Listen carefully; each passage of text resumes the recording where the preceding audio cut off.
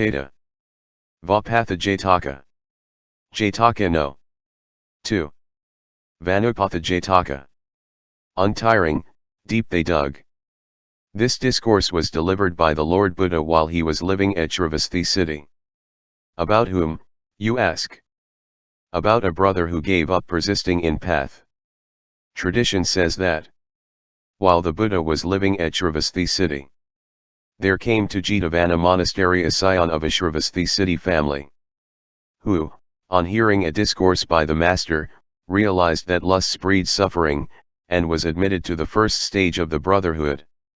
After 5 years passed in preparing for admission to full brotherhood, when he had learned 2 summaries and had trained himself in the methods of insight, he obtained from the master a theme for meditation which commended itself to him.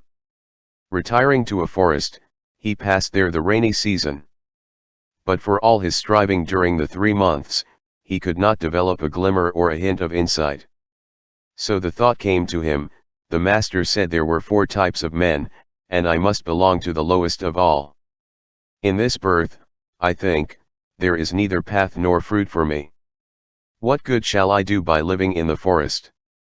Back to the master I will go, and live my life seeing the glories of the Buddha's presence and listening to his sweet teachings. And back again to Jetavana monastery he came.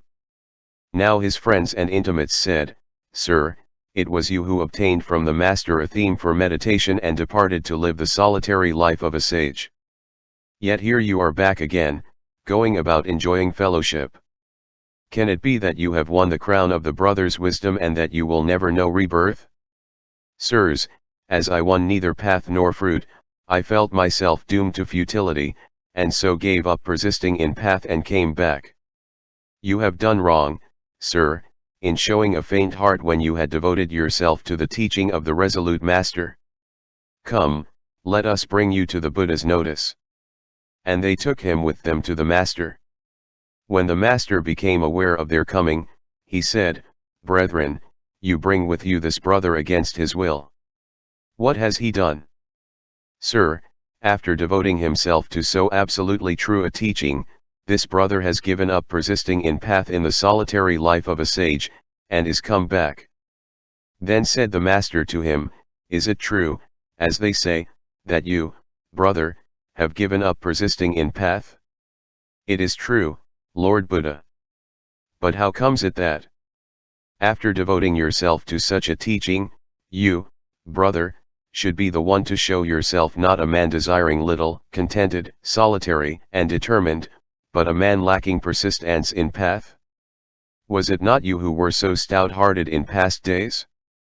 Was it not by you single-handed, thanks to your persistence in path, that in a sandy desert the men and the oxen belonging to a caravan of 500 carts got water and were cheered?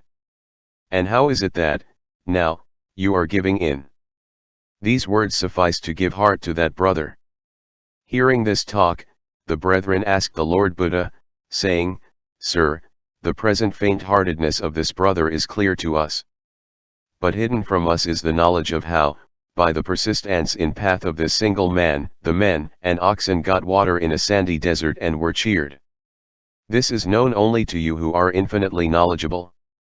I ask, tell us about it. Listen, then, brethren, said the Lord Buddha. And, having excited their attention, he made clear the thing that rebirth had concealed from them. Once upon a time when Brahmadatta was king in Benares in Kasi, the Bodhisattva was born into a trader's family. When he was grown up, he used to travel about trading with 500 carts. On one occasion he came to a sandy wilderness 60 leagues across, the sand of which was so fine that, when grasped, it slipped through the fingers of the closed fist. As soon as the sun got up, it grew as hot as a bed of charcoal embers and nobody could walk upon it. Accordingly, those traversing it used to take firewood, water, oil, rice and so forth on their carts, and only traveled by night.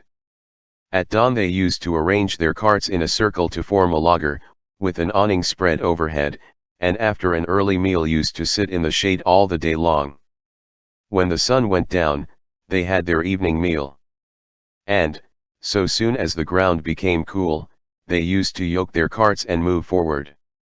Traveling on this desert was like voyaging over the sea. A desert pilot, as he was called, had to convoy them over by knowledge of the stars. And this was the way in which our merchant was now traveling that wilderness. When he had only some 7 more miles before him, he thought to himself, "Tonight will see us out of the sandy wilderness." So, after they had had their supper, he ordered the wood and water to be thrown away, and yoking his carts, set out on the road. In the front cart sat the pilot upon a couch looking up to the stars in the heavens and directing the course by that. But so long had he been without sleep that he was tired out and fell asleep, with the result that he did not notice that the oxen had turned round and were reversing their steps. All night the oxen kept on their way, but at dawn the pilot woke up, and, observing the position of the stars overhead, shouted out, "Turn the carts round! Turn the carts round!" And as they turned the carts round and were forming them into line, the day broke. "Why, this is where we camped yesterday," cried the people of the caravan. "All our wood and water is gone, and we are lost." So saying, they unyoked their carts and made a laager and spread the awning overhead. Then each man threw himself down in despair beneath his own cart. Thought the Bodhisattva to himself, "If I give in, every single one will perish." So he moved to and fro while it was still early and cool, until he came on a clump of kusa grass. "This grass," thought he, "can only have grown up here thanks to the presence of water underneath." So he ordered a spade to be brought and a hole to be dug at that spot. 60 arm lengths down they dug, till at that depth the spade struck on a rock, and everybody lost heart. But the Bodhisattva, feeling sure there must be water under that rock, descended into the hole and took his stand upon the rock. Stooping down, he applied his ear to it, and listened. Catching the sound of water flowing beneath, he came out and said to a serving boy, "My boy, if you give in, we shall all perish. So take heart and courage. Go down into the hole with this iron sledge-hammer, and strike the rock." Obedient to his master's asking, the boy, resolute where all others had lost heart, went down and struck the rock. The rock which had dammed the stream, split apart and fell in. Up rose the water in the hole till it was as high as a palm tree. And everybody drank and bathed. Then they chopped up their spare axles and yokes and other surplus gear, cooked their rice and ate it, and fed their oxen. And as soon as the sun set, they hoisted a flag by the side of the well and traveled on to their destination. There they bartered away their goods for 2 and 4 times their value. With the proceeds they returned to their own home, where they lived out their term of life and in the end passed away to fare thereafter according to their deeds. The Bodhisattva too, after a life spent in charity and other good works, passed away also to fare according to his deeds. When the Supreme Buddha had delivered this discourse, he, the all-knowing one himself, uttered this stanza. Untiring, deep they dug that sandy track, till, in the trodden way, they water found. So let the sage, in persistence in path strong, flag not nor tire, until his heart find peace. This discourse ended, he preached the 4 truths, at the close of which the faint-hearted brother was established in the highest fruit of all, which is arhatship. Having told these 2 stories, the master established the relation linking them both together, and identified the birth by saying, "This faint-hearted brother of today was in those days the serving boy who, persisting in path, broke the rock and gave water to all the people. The Buddha's followers were the rest of the people of the caravan. And I myself was their leader." Book I. Ekonopata. Jataka no. 3. Serivāṇija Jataka. If in this faith. This lesson too was taught by the Lord Buddha while at Sravasti city, also about a brother who gave up persisting in path. 4. When the man was brought by the brethren exactly as in the previously mentioned case, the master said, "You, brother, who after devoting yourself to this glorious teaching which gives path and fruit, are giving up persisting in the path, will suffer long, like the hawker of Seri who lost a golden bowl worth 100,000 pieces. The brethren asked the Lord Buddha to explain this to them. The Lord Buddha made clear a thing concealed from them by rebirth. Once upon a time in the kingdom of Seri, 5 eons ago, the Bodhisattva dealt in pots and pans, and was called the serivan. In the company of another dealer in the same wares, a greedy fellow who was also known as the serivan, he came across the river Talavaha and entered the city of Andapura. Apportioning the streets between the two of them, he set about hawking his wares round the streets of his district, and the other did the same in his district. Now in that city there was a decayed family. Once they had been rich merchants, but by the time of our story they had lost all the sons and brothers and all their wealth. The sole survivors were a girl and her grandmother, and they got their living by working for hire. In spite of that, they had got in their house the golden bowl out of which in the old days the great merchant, the head of the family, used to eat. But it had been thrown among the pots and pans, and having been long out of use, was grimmed over with dirt, so that the two women did not know that it was gold. To the door of their house came the greedy hawker on his round, crying, "Water pots to sell! Water pots to sell!" And the lady, when she knew he was there, said to her grandmother, "Oh, do buy me a trinket, grandmother. We're very poor, dear. What can we offer in exchange for it? Why, here's this bowl which is no good to us. Let us change that for it."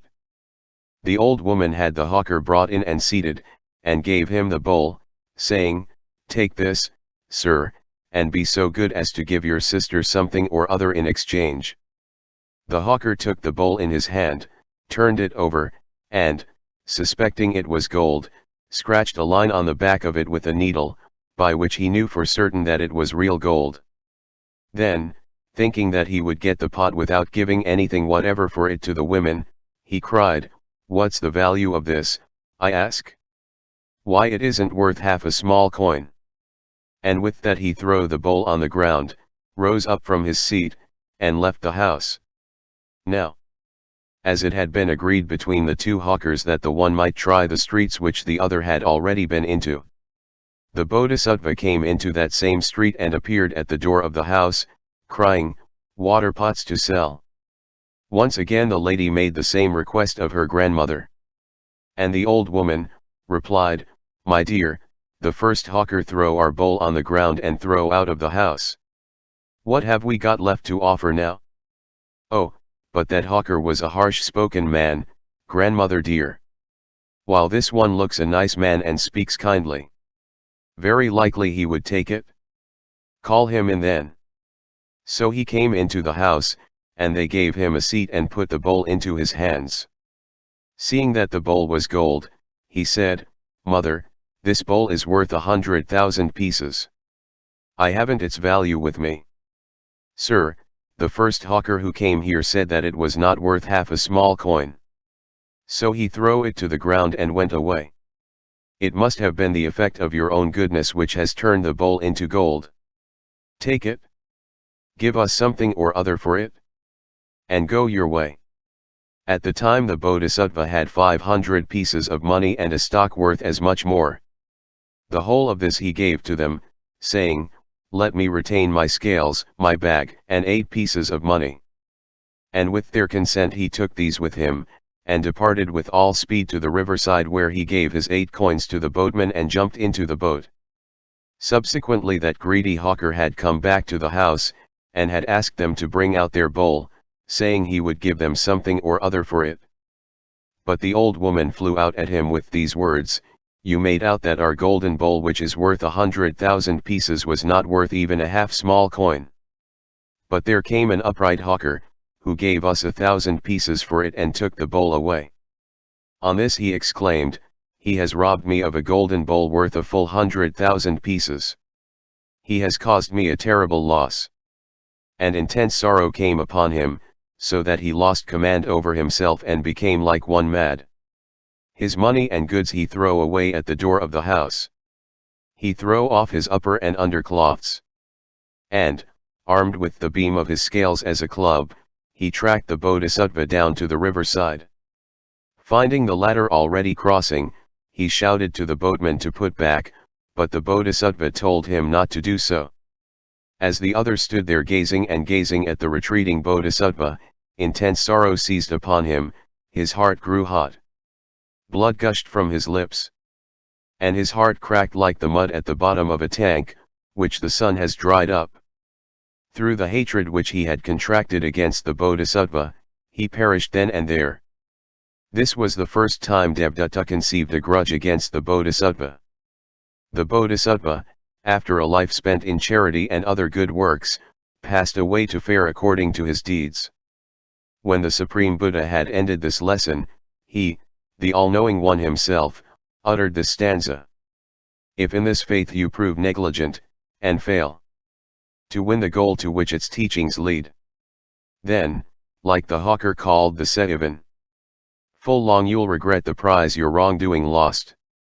After having thus delivered his discourse in such a way as to lead up to arhatship, the master explained the four truths, at the close of which the faint-hearted brother was established in that highest fruit of all, which is arhatship. And, after telling the two stories, the master made the relation linking them both together, and identified the birth by saying in conclusion, in those days Devdutta was the foolish hawker, and I myself was the wise and good hawker.